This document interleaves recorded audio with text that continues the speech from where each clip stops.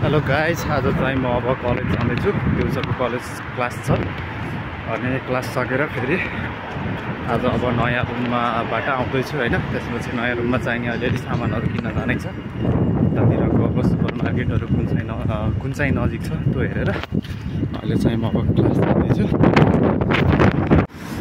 Guys, अहिले चाहिँ म अब क्लास सकेर रुममा फर्किँदैछु। रुममा जानुभन्दा अघि चाहिँ अलिअलि सपिङ गरेर पनि जानु पऱ्यो।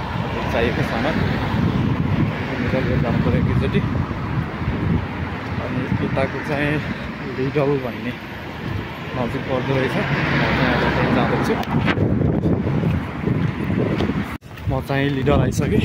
पानी परेछ, बाहिर अलिअलि पानी परेछ। अब भित्र जानु पऱ्यो अनि अलिअलि चाहिएको सामानहरू किनेर फेरि हावा चलिरहेको पानी हावा चाहिँ भित्र छु। एउटा क्याबेज लानु पऱ्यो, राम्रो खालको।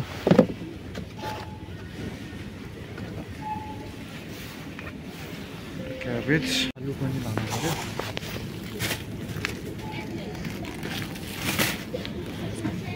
आलु अनि एउटा हरियो खुर्सानी पनि लानु पऱ्यो।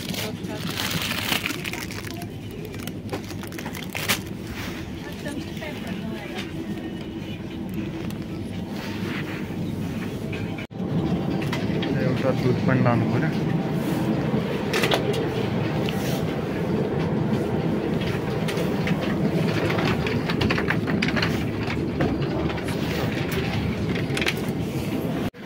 अनि एउटा ब्रेड पनि लानु पऱ्यो। एउटा क्याप्सिकम पनि लानु पऱ्यो। मलाई यसको चाहिँ टक्क स्मेलै मनपर्छ कि दामी दामी।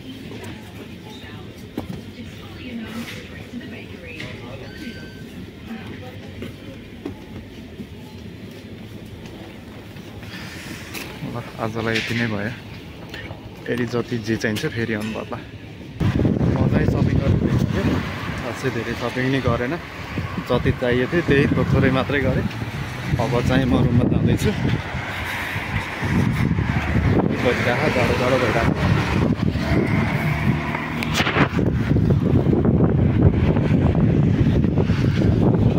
रुममा आइसकेँ अनि अलिअलि चाहिँ रुच्यो।